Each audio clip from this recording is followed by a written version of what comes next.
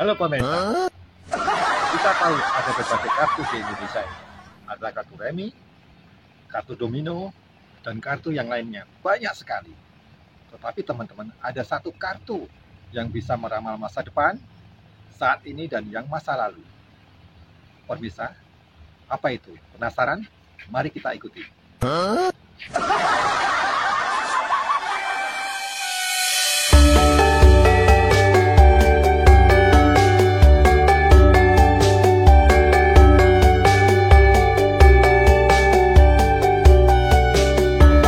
Seperti itu Madam Louis.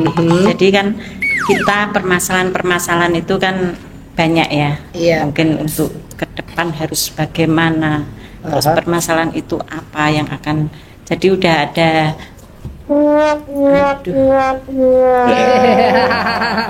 Mengganggu ini mengganggu. Ini ada Madam Louis. Iya.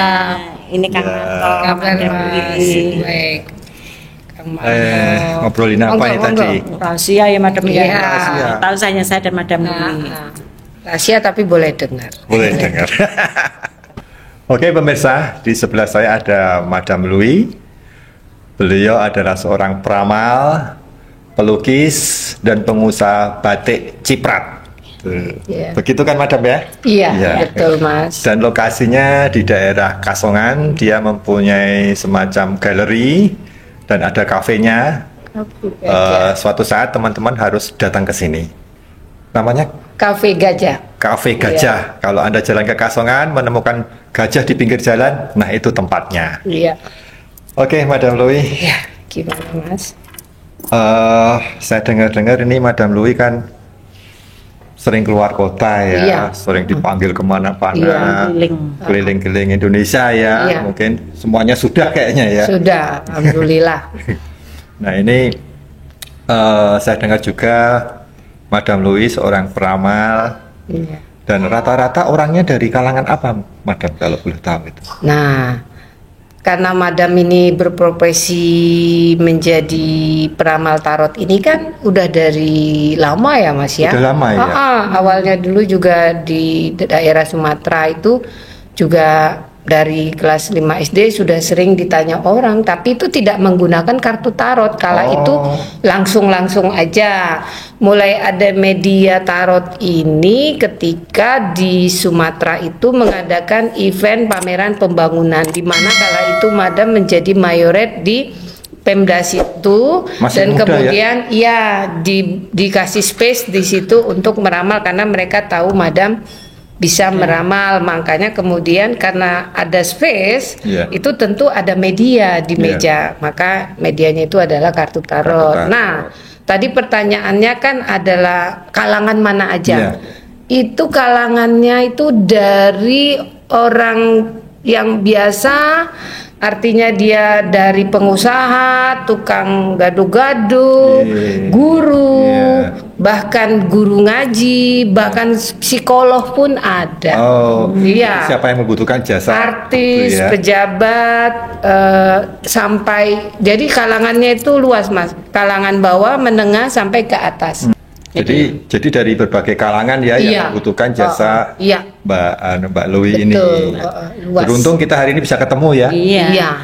Madam Louis berarti itu dari kecil. Iya, jadi karena tahu bahwa saya punya kelebihan di situ, karena kan kakek saya itu kan orang sakti dulu, makanya tahu kalau cucunya ada yang mewarisin. Nah, itu semuanya dari mulut ke mulut.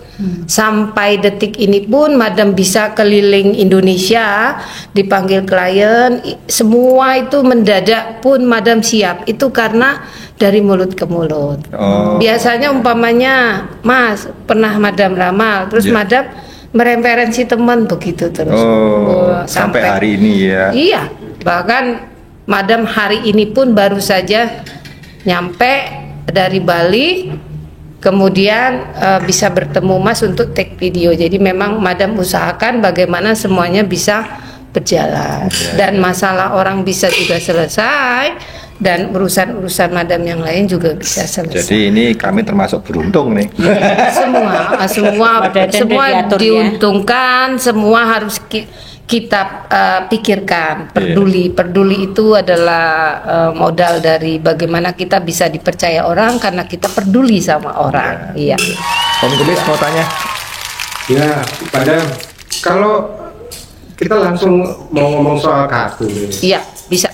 apakah orang umum itu bisa mempelajari atau memang ada faktor turunan atau apapun? Sebenarnya tarot ini bisa dipelajari, Mas, bisa.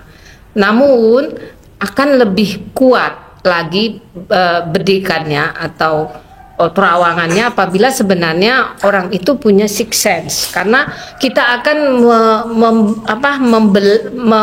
membelah kejiwaan orang itu, menyelesaikan kasus-kasus orang itu, kan kasusnya itu tidak ada yang ringan. Jadi tidak bisa textbook hanya belajar secara teoritis kemudian diterapkan, tidak bisa. Ada energi-energi di dalam diri kita yang tanpa kita gerakan lewat kartu pun kita sudah tahu. Nah, tapi tugas kita untuk menyelesaikan persoalan dia ketika dia konsultasi tentang masalahnya. Nah, itu diselesaikan sampai detail. Nah, agar dia pulang dari duduk ketemu itu kemudian menjadi lebih semangat untuk menyelesaikan dan keluar dari masalah seperti itu. Sekarang gini, Madam. Ya. Ini kan kebetulan pengen tahu nih, Madam.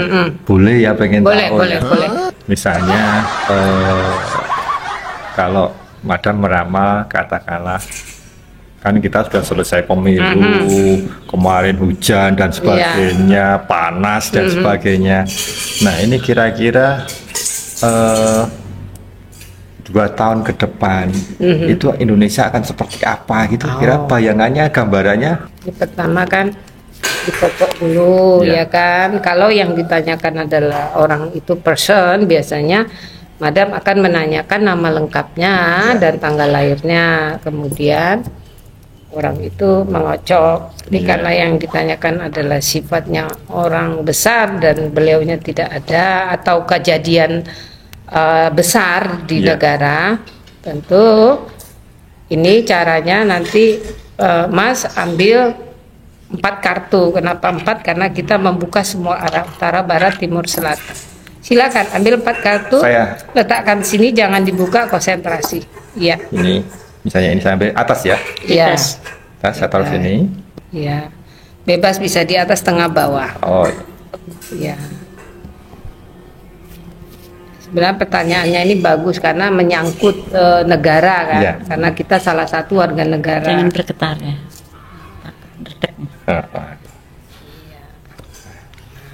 Ini kita buka. Nah, di sini kelihatan, ya.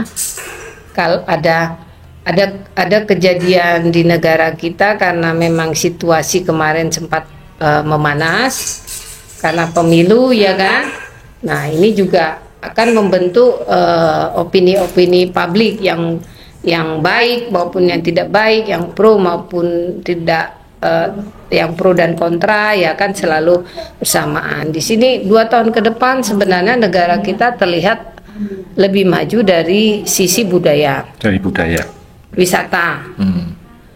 Namun dari segi ekonomi ini lagi berproses lebih baik, berproses dari lebih baik.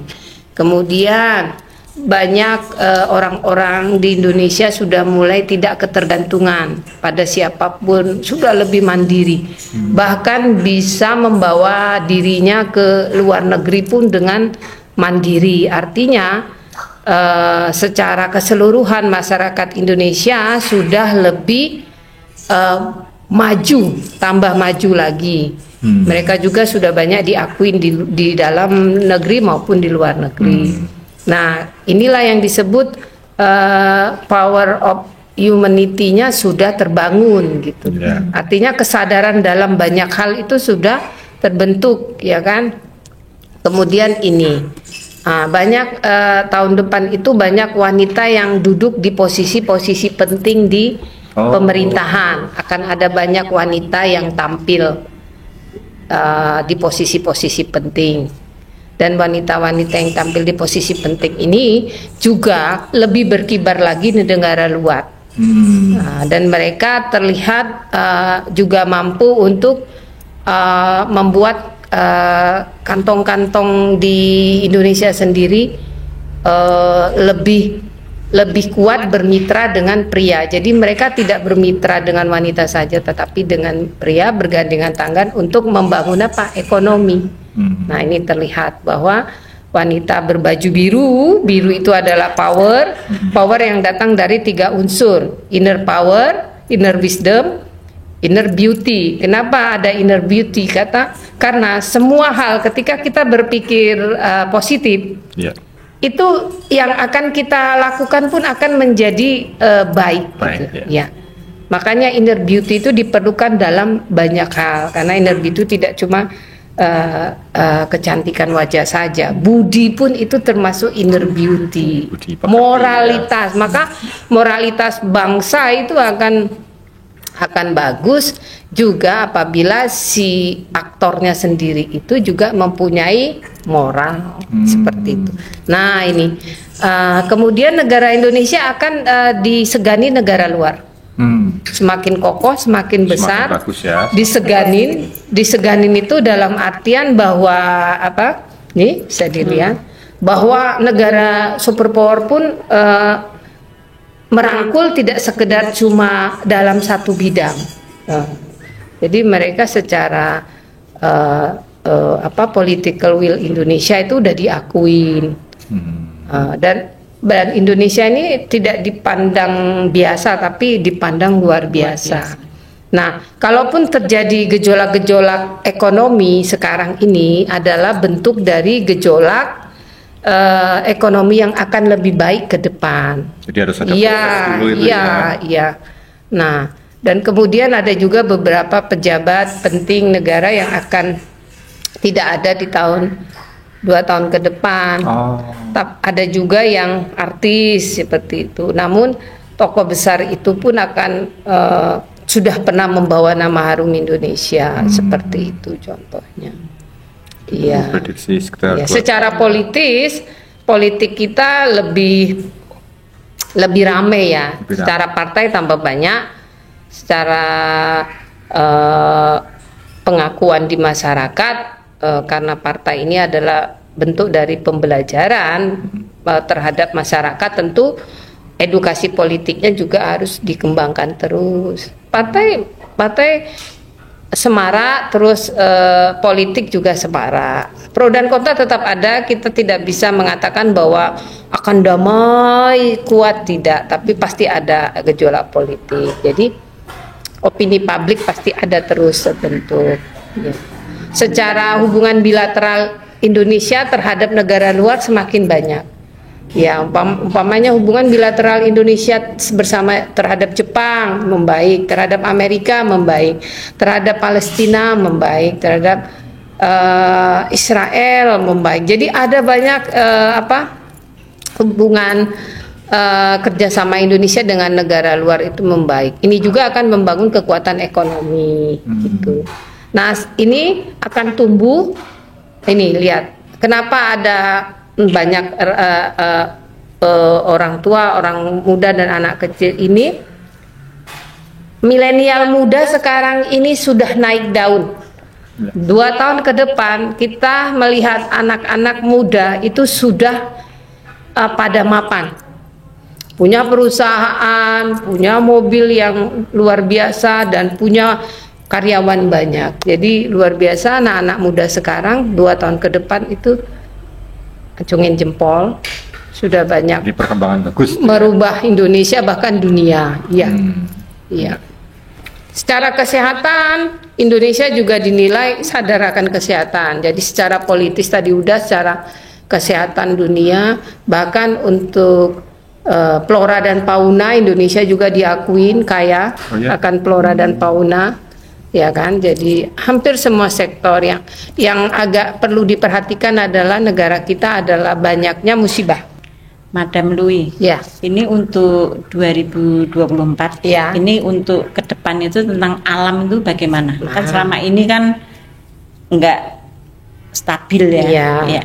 Alam yang mana? Alam Indonesia. Indonesia. Alam Indonesia. Maksudnya yang mana yang Yang mana? ada. Nah, monggo diambil 3 kartu, letakkan di sini, jangan dibuka, konsentrasi ya. Bisa di atas, di tengah ataupun di bawah. Mbak Yu, nanti Madam Lui baca, konsentrasi ya. Ini biasanya setelah klien mengambil kartu, kemudian Madam akan buka satu persatu. Setelah itu baru dijelaskan. Alam. Bicara tentang alam adalah bicara tentang air, gunung, dan tanah. Di sini ada udara, ya. Jadi air, tanah, udara, ya kan? Gunung. Untuk gunung, tanah, ada banyak longsor. Kejadian banyak longsor di beberapa tempat. Kemudian mulai banyak tanah-tanah yang harusnya itu free, tidak dibangun bangunan, tapi malah sekarang banyak sekali nanti tanah-tanah kosong yang dibangun, sehingga kurang penghijauan. Masuk jadi- anggaran itu ya. Jadi Iya. banyak yang Namun, menentukan, ya. namun pemerintahan kita ini juga akan bijak untuk mencoba menata ini agar supaya properti tidak merusak alam. Nih, ada simbol-simbol peta perencanaan ya. Nah, ini adalah tokoh-tokoh penting nanti yang akan bicara dari atas menuju ke daerah, ya toh. Nah, ini dari segi tanah. Jadi ada tanah longsor, ada tanah yang seharusnya itu perairan tapi malah dipakai untuk bangunan. Namun secara udara ini masih aman. Air, ada banyak banjir, musibah banjir, ya toh. Ini akan tetap terlihat di sini. Angin kencang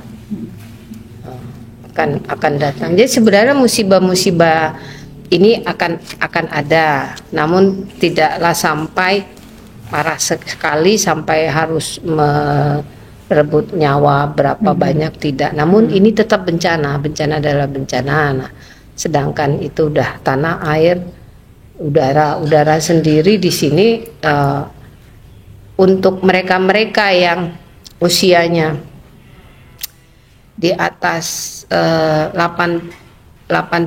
atau 70 ke atas, untuk 2 tahun ke depan cobalah untuk tidak selalu memakai kendaraan yang ke atas, ya. Agar apa? Secara jantung, secara ketenangan bisa membuat mereka lebih tenang kejiwaannya, atau untuk perjalanan darat saya sarankan lebih baik gitu ya. Karena orang yang sudah berumur seperti itu bagus untuk bisa sering melihat perjalanan sambil melihat alam, akan membentuk secara energinya lebih tenang, lebih bergairah lagi, tidak ada ketakutan atau ketegangan emosional seperti itu. Jadi Kang Marto mulai naik darat, nggak boleh naik pesawatnya. Jalan Kan kaki. 70. Artinya untuk orang-orang yang usianya di bawah itu bebas mau naik pesawat dalam sehari, seminggu 3 kali, silakan. Karena itu kita bebas ya, usianya kan di bawah itu, ini yang di atas. Ya, Mas juga tetap bebas. Artinya ini semua untuk stabilitas pribadi ya. Iya. Kita harus tahu kondisi kesehatan kita. Kita punya orang tua ya disayang dong, jangan sampai tegang ketika mengadakan perjalanan yang harusnya happy gitu. Tapi semua banyak cara ya. Nah, ini untuk lebih kepada alam ya. Ya. Oke. Iya. Jadi pemirsa, Ada juga nih kecelakaan di darat. Oh. Nah, kecelakaan di darat juga ada ini 2 tahun ke depan. Banyak. Iya, yang heboh gitu. besar Iya, gitu. iya, yang nyawa juga ada. Waduh. Gitu.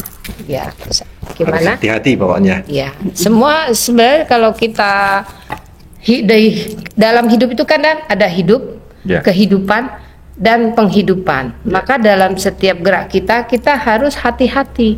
Karena hati-hati itu akan membangun sikap karakter kita yang bijak gitu loh. Kenapa hati-hati membuat kita bijak?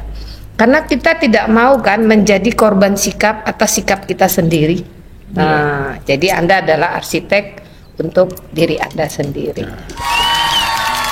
Itu pemirsa, penjelasan yang sangat singkat dari Madam Louis. Saya yakin pemirsa masih penasaran.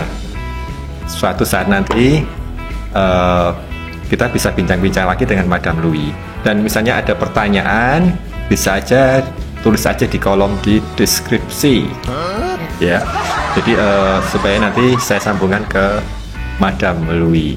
Tapi jangan kemana-mana dulu teman. Jadi sebentar lagi Madam Louis akan memberikan wejangan kepada pemirsa semua. Oke? Omah Kayu TV. Oke. Madam Louis akan sedikit memberikan kata-kata atau nasihat bahwa untuk seluruh warga Indonesia, baik yang di Yogyakarta, Jawa dan sekitarnya, Sumatera dan sekitarnya, ya, Indonesia khususnya semuanya itu, mari kita semua secara personal membangun kepercayaan dan keyakinan dari skala kecil. Supaya apa? Supaya antar sosial kita tidak saling curiga, tidak saling menjauh, tapi kita bergandengan tangan untuk bersatu, membangun kekuatan dari segala unsur, ya. Jadi ada sosial, politik, budaya. Mari kita merangkul dan saling membantu. Pokoknya kekuatan daripada bangsa adalah bahwa kita harus saling berbuat sesuatu untuk negara. Makanya kita memulai dari hal yang kecil dulu, dari keluarga, kemudian dari sekitarnya, seperti itu. Kemudian jangan ragu-ragu untuk memaksimalkan potensi yang ada pada dirimu. Karena pada setiap orang itu pada dasarnya mempunyai kemampuan yang lebih dari satu. Itu yang disebut namanya multitasking, ya kan? Kalau memang Anda mampu berkarir dan berbisnis, silakan.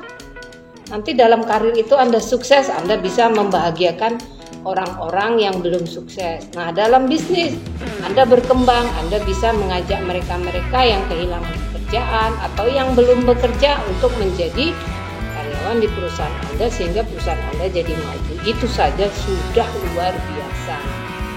Jadi kepintaran tidaklah cukup tanpa ada ilmu yang bisa diterapkan ke masyarakat, dan harus ilmu yang bermanfaat walaupun kecil itu. Jangan ragu-ragu dan jangan tertutup, tapi terbukalah pada semua hal, dan jangan melihat hal itu dari kelasnya orang, bahwa orang yang kecil kita rangkul supaya dia jadi besar, yang sudah besar kita gandeng untuk membesarkan yang lain.